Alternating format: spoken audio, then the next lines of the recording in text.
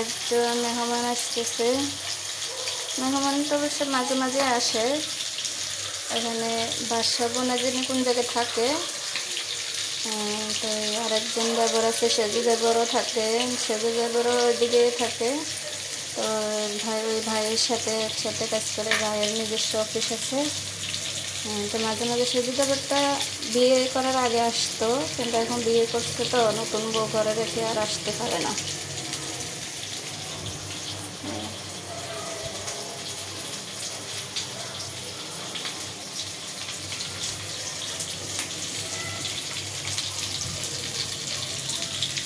পাঙ্গাস মাছ বোনা করবো আর গরুর মাংস দিয়ে। দেখেন, আস্তা রসুন, আস্তা ডিম, পেঁয়াজ অবশ্য 4 ভাগ করে নিচ্ছি। আর এই যে এখানে আছে আঁকড়ে আলু, এই আঁকড়ে আলু দিয়ে রান্না করবো।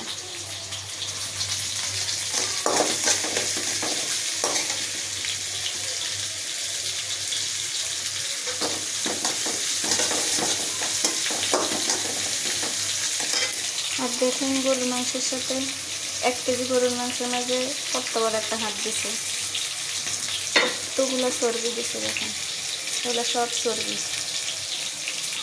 ছাটা ছাটা চর্বি এগুলো।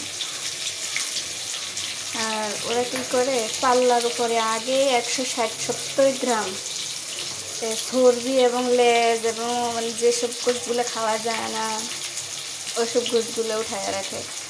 প্রতিদিনই যতদিনই আমি মাংস কিনি, সবসময় বলি যে আপনারা এগুলো আগে উঠে রাখেন। এখানে যে 160-170 গ্রাম উঠে রাখছেন, এখানে কত টাকা দেখেন। আর এগুলো নামাইতে বললে ওরা 2-1টা নামা, বাকিগুলো নামা না। এটা দেখেন, এই যে এটা হচ্ছে লেজের গোড়া। আমি দেখছি সব নামাইছে, কিন্তু এটা আবার কোন ফাঁকে দিয়ে দিচ্ছে আমি দেখি। এরকমই করে, কয়েকটা লেজের গোড়া দিয়ে দেয়। এত খারাপ ব্যবসায়ী।